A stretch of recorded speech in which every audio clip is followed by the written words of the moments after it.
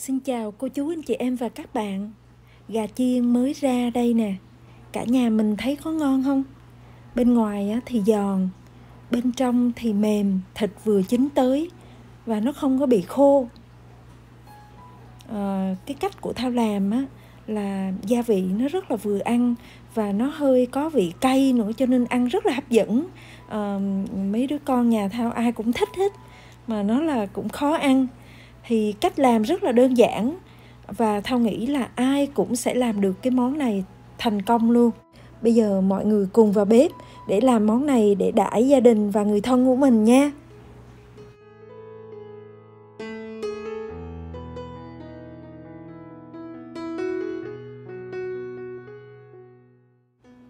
Thao có đây là 10 đến 12 cánh gà tây nè.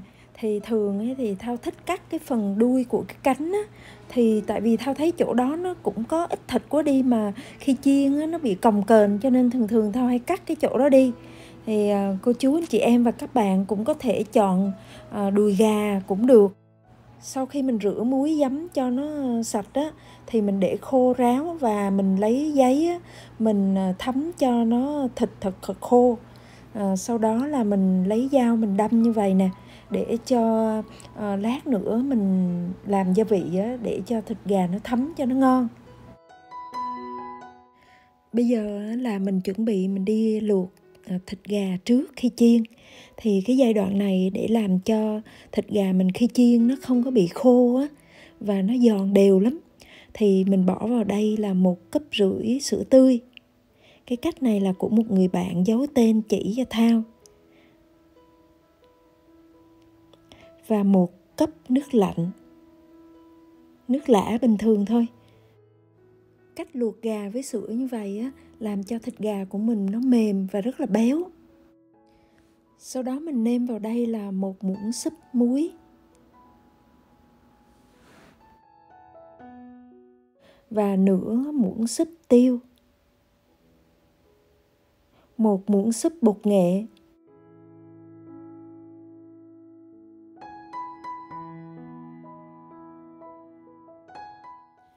rồi bây giờ mình bắt đầu mình lật mặt thịt gà đó để cho muối và những cái gia vị nó bắt đầu nó thấm vào.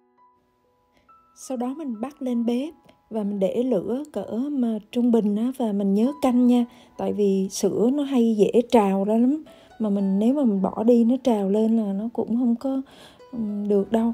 Thành ra mình canh và mình nhớ lật mặt lại cho nó đều á.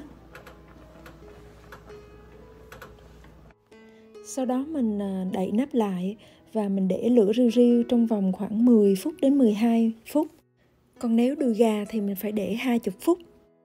Sau khi đã đến giờ để mình lấy thịt ra, thì khi mình lấy ra mình nhớ là làm sạch cái bột nghệ mà nó dính trên cái cánh gà nha. Mình cứ nhúng vô cái sữa tươi để mà mình làm sạch cái bột nghệ nó dính trên cái cánh gà.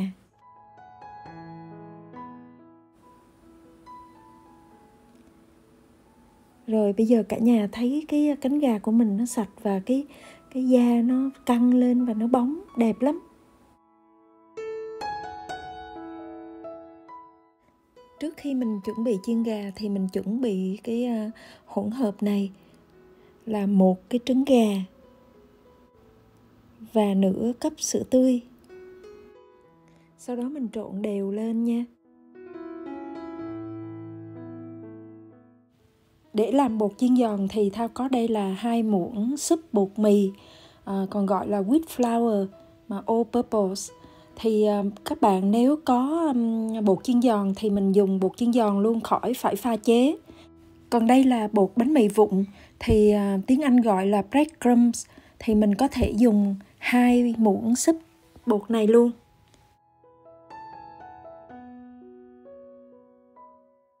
Mình thêm vào đây là nửa muỗng súp muối, nửa muỗng súp bột tỏi và 1 muỗng súp ớt bột.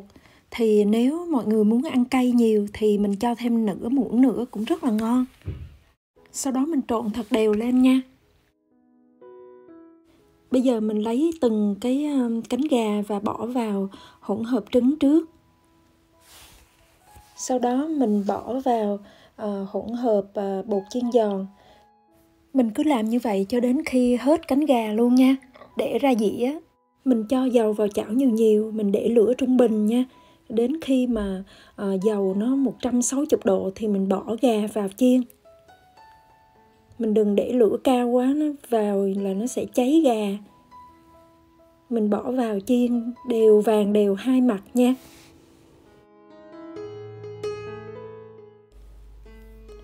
Cả nhà mình thấy thịt gà bây giờ nó vàng đều đẹp không? Thì nếu mà nó vàng đều rồi á, thì mình bắt đầu mình lấy ra.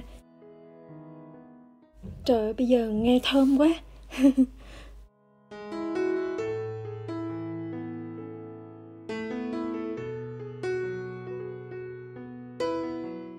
Gà một nửa bây giờ vàng đều rồi, mình lấy ra mình để trên cái rây như vậy. Để cho mình make sure là cái gà của mình nó giòn bên ngoài.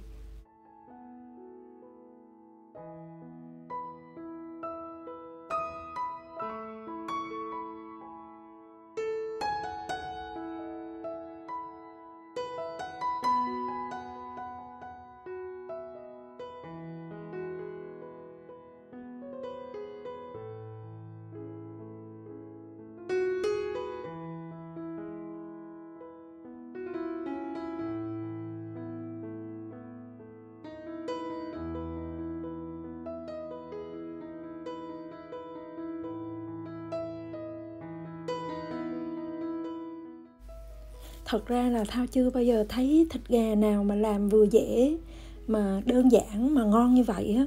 Tại vì mình luộc với sữa đó, thành ra khi mà mình ăn á thì thịt gà nó rất là béo, và bên ngoài thì nó giòn, và bên trong nó vừa chín tới, rất là mềm mại và nó không bị khô. Cái này là coi như là tuyệt vời á. Chắc mai mốt là phải làm thịt gà cái kiểu này luôn quá. Gia vị thì rất là vừa ăn, mà nó còn cay cay nữa cho nên rất là hấp dẫn. Và cô chú anh chị em và các bạn nhớ làm thử nha.